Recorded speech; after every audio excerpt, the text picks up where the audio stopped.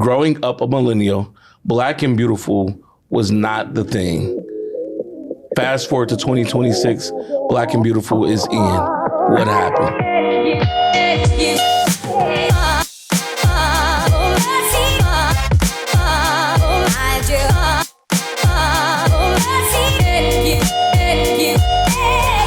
Welcome to the Cleveland Podcast. I'm your host, Edwin Hubbard Jr., and I'm joined by a very special guest today, a multifaceted millennial professional entrepreneur in Dayja Smith. Dayja, welcome to the show. Hey, how are you? I'm great. We are ecstatic to have you here today. I'm excited to be here. So Dayja, tell us about yourself. You know, who are you, where you're from, and being multifaceted. And we got so much that we can talk about. But let's just start about like who are you and where you're from? Yeah, I born and raised in Cleveland, Ohio. I know the hustle and bustle. That's where I came from, and that's how I got my start. Okay. Yeah. Cleveland kids, right? Cleveland is a special place. I'm always talking about how special Cleveland is. And if you're from Cleveland, I just think that you're built different. If you're from Northeast Ohio, you are built different than just other parts of the world. I mean, you are strong, you are resilient, you are loyal, even to a fault. Cleveland Browns. I'm telling you, but to a fault. But you are, when you are from Cleveland proper, you are Cleveland through and through. I agree. All right. So as a multifaceted professional, tell us about some of the things that you do. I know that you're an entrepreneur, but I want the world to know about who you are and what you do. Okay. So my entrepreneurial efforts are, I have a natural hair care line. It's called Coco's Crown. And I pretty much create vegan hair products. They're handcrafted, handmade. I have studied vastly on them. Like I've studied for a very long period of time. I created the company in 2017, and I was in college at the time, going to Cleveland State. Initially, I had transferred from Westminster College in New Wilmington, Pennsylvania, where I had received a full scholarship. But it wasn't for me, so I ended up coming home to Cleveland State, graduated with a bachelor's of psychology and healthcare management. But I was studying, before I chose my major, I was studying chemistry, studying psychology, biology, and I really love science. So that's pretty much how I got into creating natural hair care products. I needed products that were suitable for myself. I realized that nothing really worked for my hair. So that's how I got into creating natural hair care products. And I realized like the ingredients that were targeted towards me as the type of consumer that I was, they weren't necessarily healthy. So I wanted to be that person creating healthy products and just being for us. And that's how I got my start with Coco's Crown. D. Smith Development Co. is my consulting company, and I consult students, brands, and professionals. And I do that through web design, graphic design, tutoring, anything that you need, resume writing, mock interviews, like a number of different services that I offer. But I also have a brick and mortar where you can come and do coworking, work from home, rent that boardroom, anything that you're looking for. And I actually started that back in 2013. So I graduated Lakeland Community College before I ended up graduating from Euclid High School. And I graduated with a certification in business administration technology. So I was pretty much, I had a trade, and I didn't know really what to do with it. So I would help my friends, and I would make resumes and write them letters and things like that. And it kind of took off to where everybody's just always hitting me up for those things. So I was like, okay, I could make this a business. And it was to help people. So that's where I got my start as far as my entrepreneurial efforts and my education. I think that's incredible. And so one thing about us as millennials, I mean, I think we're so resourceful that as I think about all the people I know so many entrepreneurs, so many business owners, so many people who are doing multiple things in order to earn income. I mean, millennials are multifaceted. I'm bragging on us a little bit. If you're not a millennial, I'm sorry, but this is our segment, all right? Yeah. Millennials, we are multifaceted. We are technologically driven. I think we're the best of all worlds because we were probably raised by baby boomers or Generation X. Yes. But we understand the technology piece. So, like, you know, we grew up with some of those Apple computers and Oregon Trails and some of those things. I remember playing Pitfall. But at the same time, we also had cell phones when we were kids, too. Yeah. And so, it wasn't as advanced as the cell phones that these kids have now. Correct. But we had cell phones. We did. And for some of us, I had a landline phone, too. So there was the landline phone. I had my group of people's phone numbers so I could remember. And then eventually, you know, when I got my freshman year of high school, I had a cell phone. And that's when I got mine. So you know how to navigate. And, you know, you go to college and you work multiple jobs. Yeah. That's just how we were raised. And now it's a gig economy. Everybody has multiple jobs. Yes. Either you're an entrepreneur, you either have a consultant, you own, you create a product, you are a barber, you have a trade, you're in construction, or you're an Uber or a Lyft driver, you door dashing. Yeah. I mean, when you're a millennial now, you are working. You're always working. You always finding ways to make money. And we're very, very big on finding ways to make money. I agree. The other thing to me that is specifically cool is that you chose to, you have a background in the chemistry and the sciences, so you understand the importance of hair care. And the hair care industry is a multi-billion-dollar industry. That's great. But for us, specifically as African Americans, it's not always easy to find things that are for our hair. And what can we put to our hair that is moisturizing to our hair, that is not damaging, that doesn't have the parabens and hasn't been tested on animals rodents. And yeah.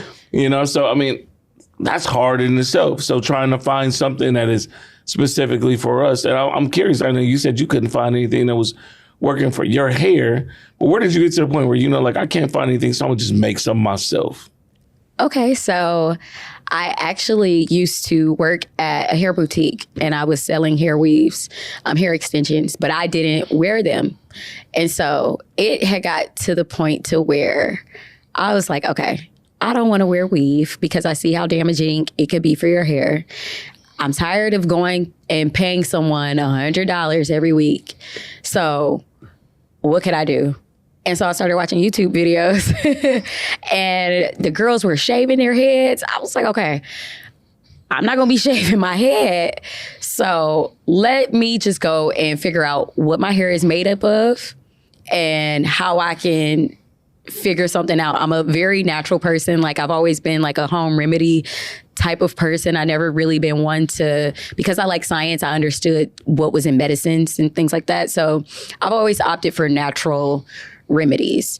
And then it had got to a point where they were like, you could put an egg in your hair and it'll, you know, the protein will help repair the bonds. So I was like, okay, well, if I can do that from the things in my kitchen, let me start doing that from the things in my kitchen because I know what's in it.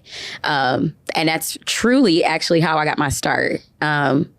Wanting to have natural remedies for what I was going through. I had like split ends, my hair, I was straightening it, so it would be heat damaged.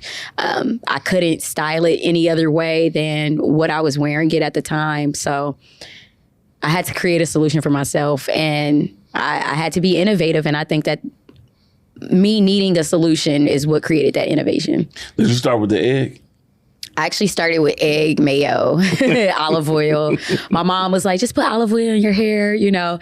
And that's actually some of my products. I have like a hair tea.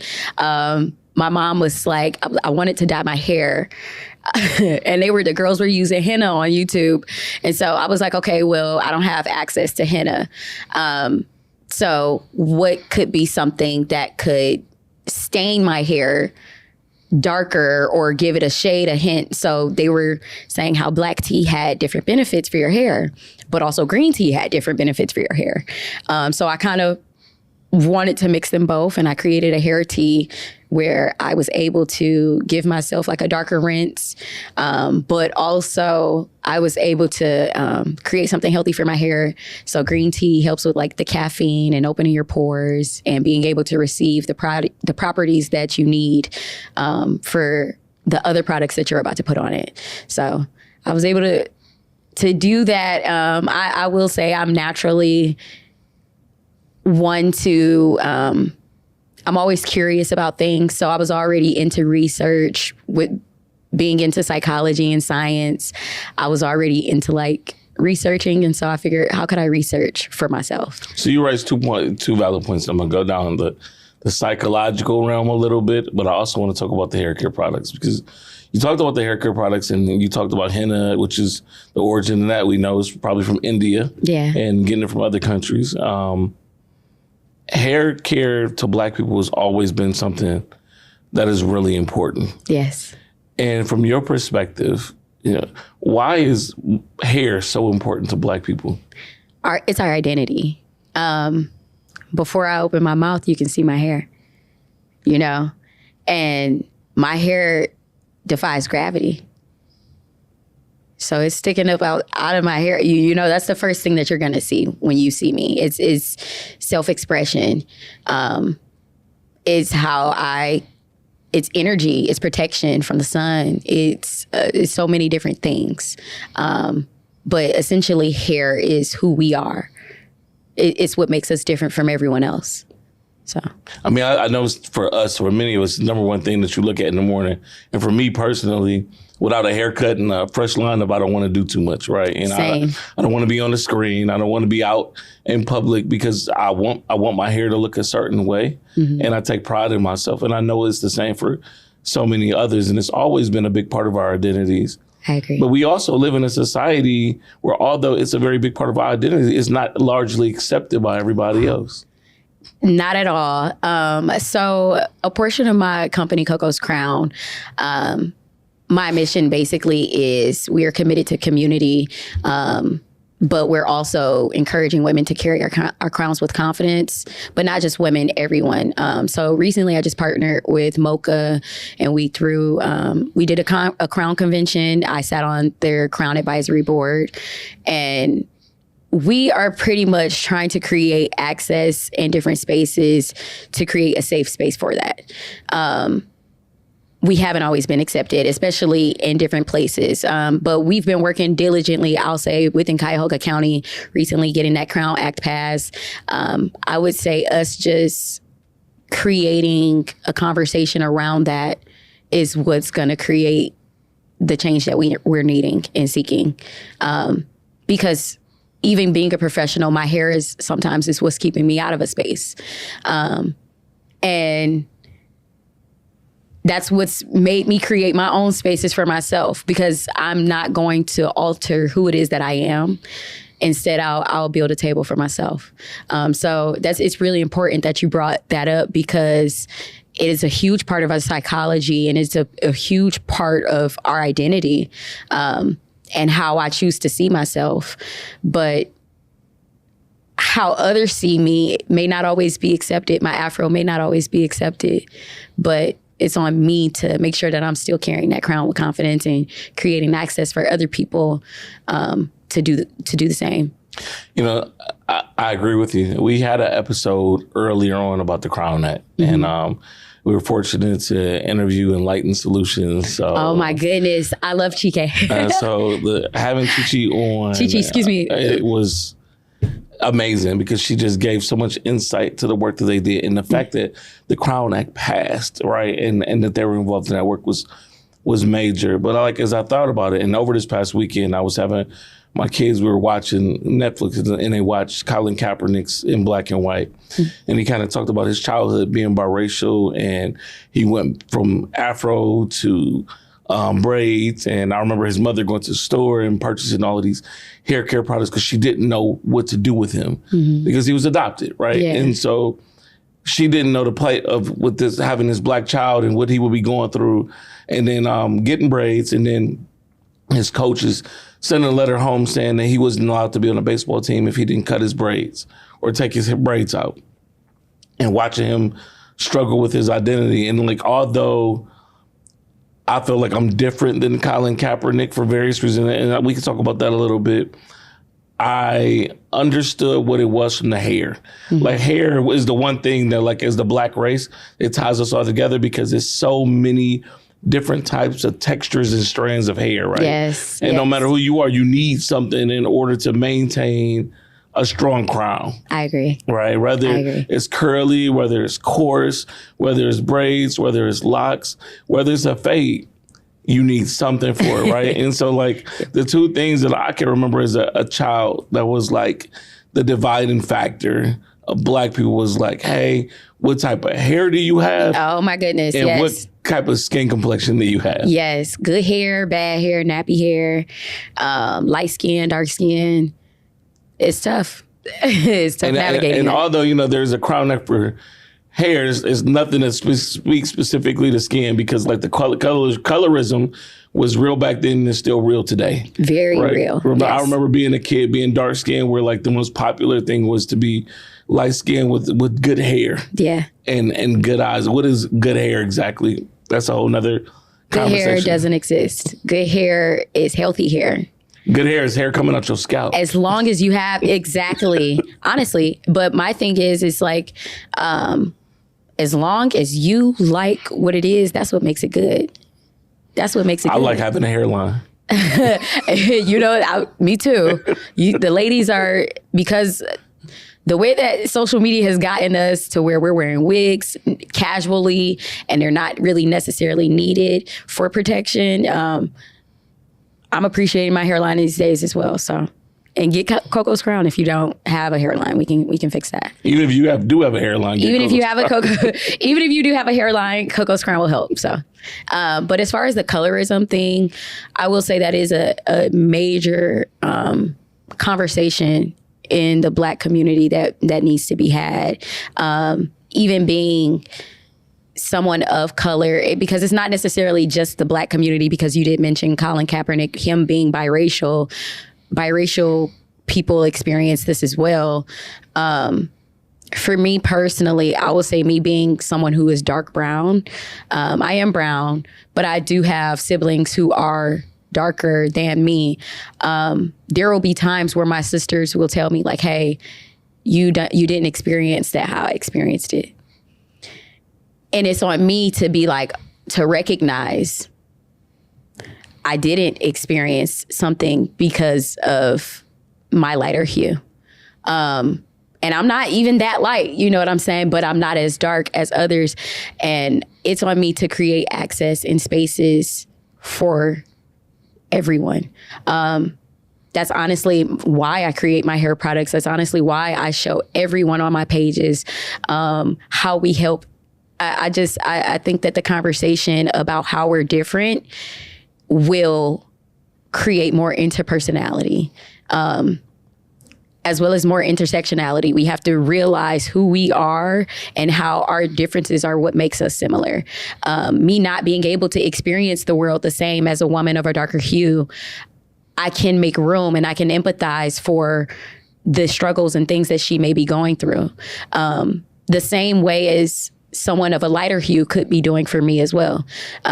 But I do think that that's just an important conversation that we have to have, and not be afraid to speak on it, and not be afraid to validate experiences. I think a lot of times we aren't validating other people's experiences, especially within the natural hair community too. Texturism is a thing. 4C, 3B, you know, the hair textures. And it's just like, does your products work on my hair texture? I create products that work on everyone's hair textures because of the fact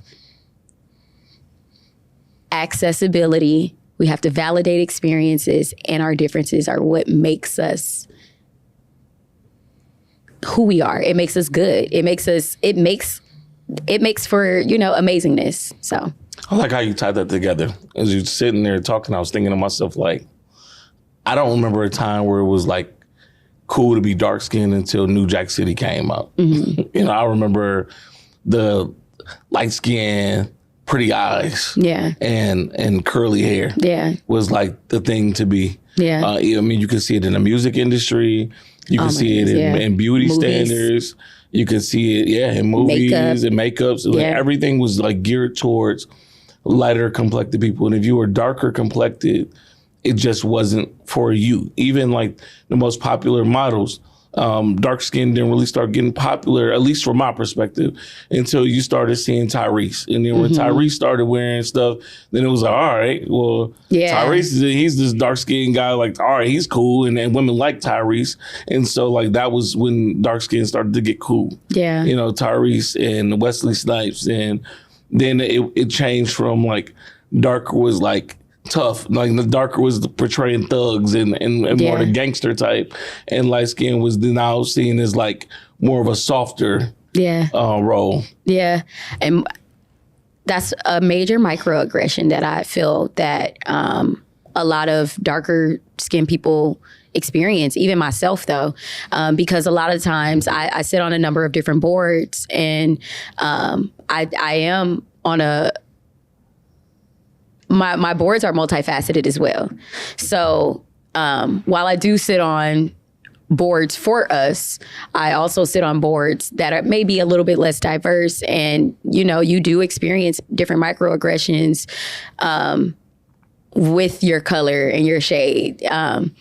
But I think that it's really just mainly about self-love, understanding who you are, understanding how your Black is beautiful, how your Black is a reflection of the sun, and how you absorb. Other people can't absorb the sun, and it should just be seen as your superpower. I think that Black could be seen as our superpower, but I also want to speak to access.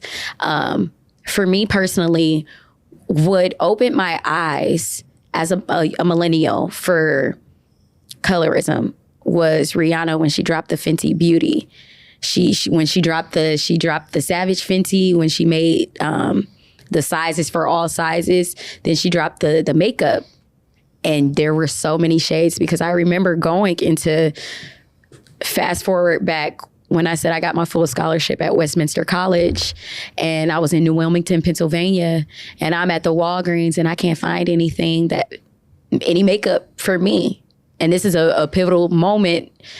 This is 2013. I'm 18 years old. I'm wanting to get into makeup, and I can't find anything for me. So I knew, okay, whenever I get a chance to be able to make something or create something, I'm going to make sure that it's for everybody.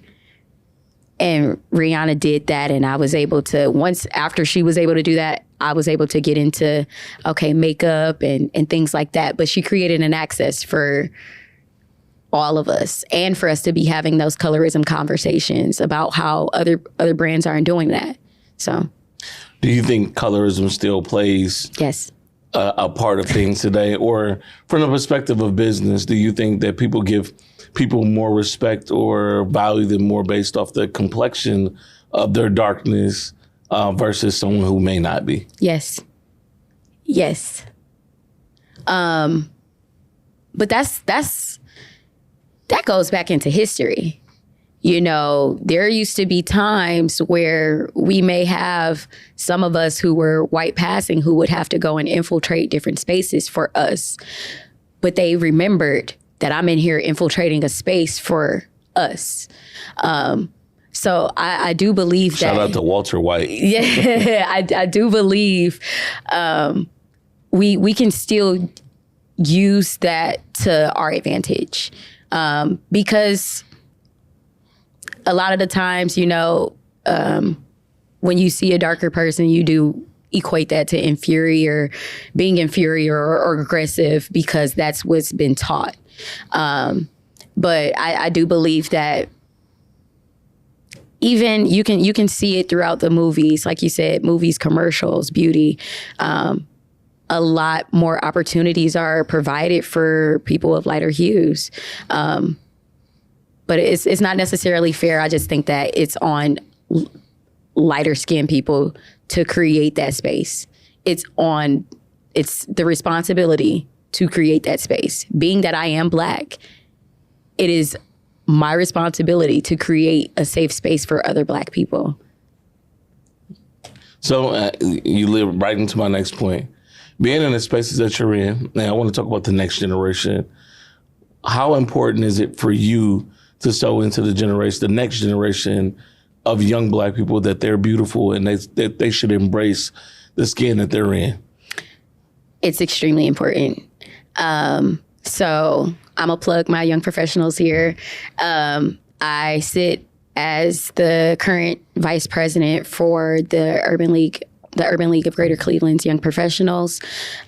We are an organization. We do accept all, but currently we are all mainly Black and of color. It's mainly for people ages 21 through 40, but we do accept in between, outlier ages as well. But it's extremely important for us to be having this. Shout out my friend Colin Jackson. And shout out to Colin. Shout out to Colin. He's our president. He's really amazing. And we are a very, I'll say, close-knit family style team to where we want to just create opportunities for people like us, as well as for young people like us. It's very important to make sure that the next generation understands their power. Black people, we're pop culture. Millennials specifically, pop culture is built off of us. Social media is built off of us. Technology. We're the brute the brute of technology, and it's all built off of us. So it's very important that we are bringing people up with us. Because children are the future. I was once the child watching TV, needing to see Black women, needing to see Rihanna create that Fenty product for me to be able to create a product that supports all. So I would say that it's kind of like my mission. It's our mission, especially as young professionals, to create that space, not only professionally, but we also do that on a communal standpoint as well, whether that be safe events happening. We create safe events, different job opportunities, infiltrating those corporate spaces, just a number of different things. But it's extremely important for young Black people to understand how important they are, as well as public policy and advocacy. 603,000 voters were registered and they didn't vote. We're wondering why. So our job as young professionals, we're pretty much bridging the gap between the boomers and the Gen X's and Gen Z's and the millennials. We're pretty much really just wanting to have those conversations. And with us being in the middle, being 21 to 40, I think that we are doing that with our college and career pathways, education youth. We have a team that we are really, I'll say we're very intentional on how we're focusing our efforts to bring up people after us. So I have a question, but I don't want you to answer it today. Okay. I want you to take back to the group. I'm a big fan of the Greater Cleveland Urban League. Of course, the Young Professionals in my background. I used to work for the Urban League. Me too. Akron Urban League for Cleveland. A long time. And I started a YP chapter when I was in Akron. Congrats. So I'm an Urban Leaguer for life, just as much as I'm an NAACPer for life. How do we continue to push the narrative of Black excellence and to continue to push Black pride to our next generation? That's the question I asked for a later day. And I want to know how the Urban League Young Professionals are going to continue to do that. I see you all are doing amazing things. So kudos to you all. Thank you. It was just join week. So if you're looking for an organization to join, I've been a part of it. Edwin's been a part of it. We're really just wanting to create a space for everyone. So if somebody wants, so we'll plug them in real quick. Okay. If somebody wanted to join the Urban League of Greater Cleveland's YP, how could they join? You could join by following our Instagram at ULGC_YP. And that's pretty much the easiest way to join. We'll have a link in our bio with the Wild Apricot. We also have a LinkedIn. And yeah, that's the easiest way to join us, though. So okay.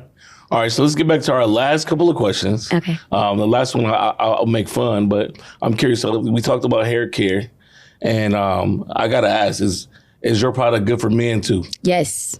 My product is safe for everyone. So can I put it in my beard? You can put it in your beard. You can put it all over your body.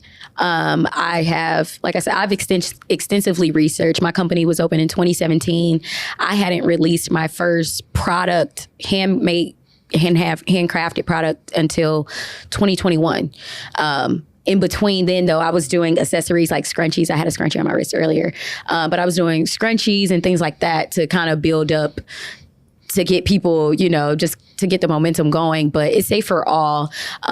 Specifically, though, if you're facing problems like psoriasis, eczema, dermatitis, folliculitis, someone told me they had that, alopecia.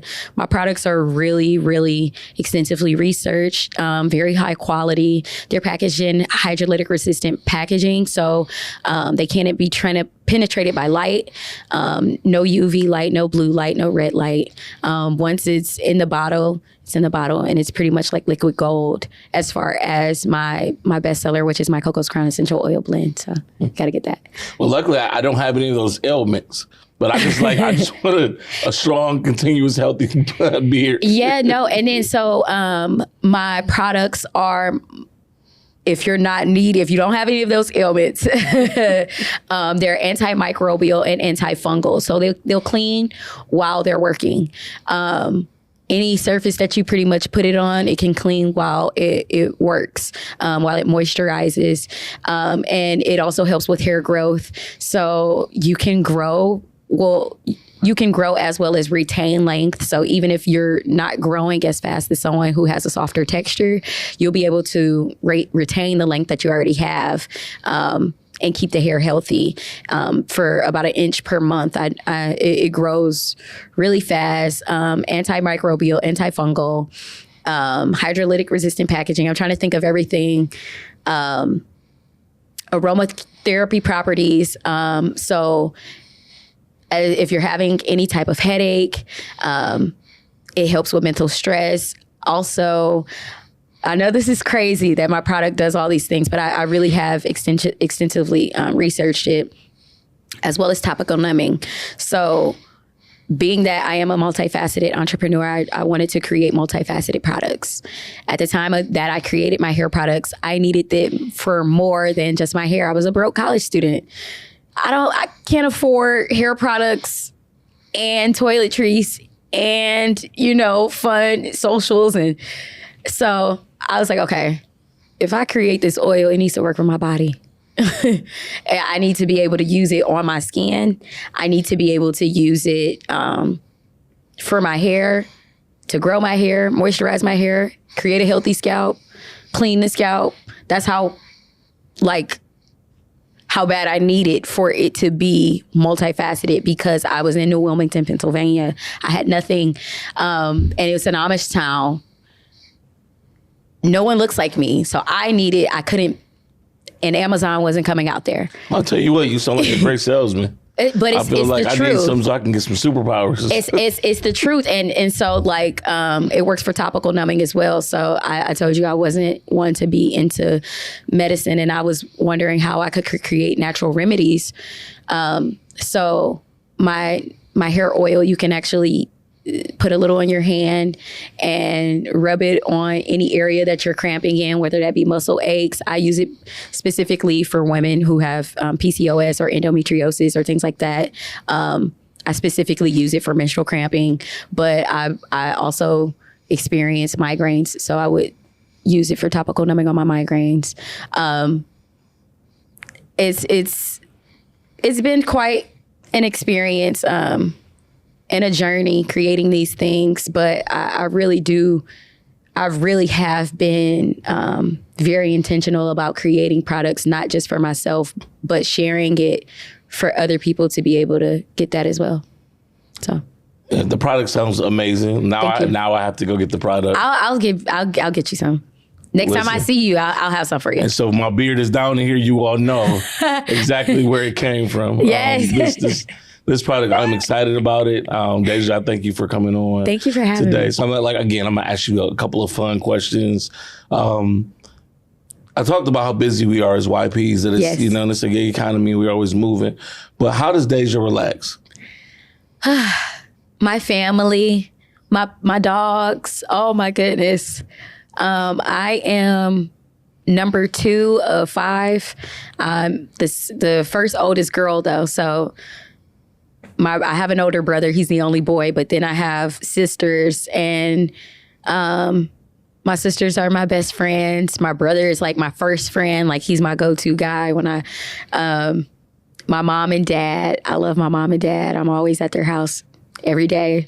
And I have my own. That's the crazy.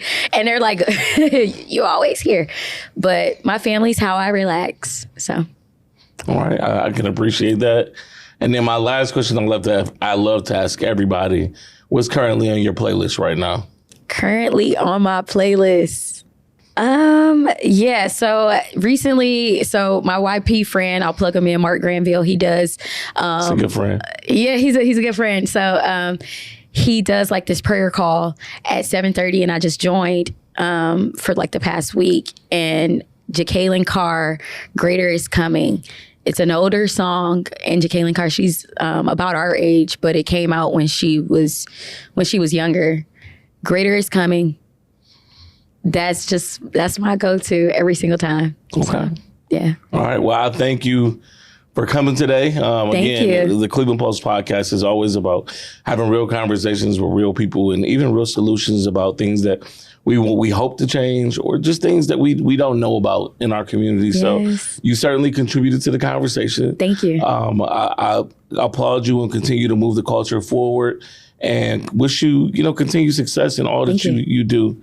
For those of you who are just tuning in today, we thank you for tuning in and checking out another episode of the Cleveland Pulse podcast, powered by the Freedom Dreams Coalition. If I don't see you before the next time we record, do the best you can and take care of yourself. We'll see you soon. Peace.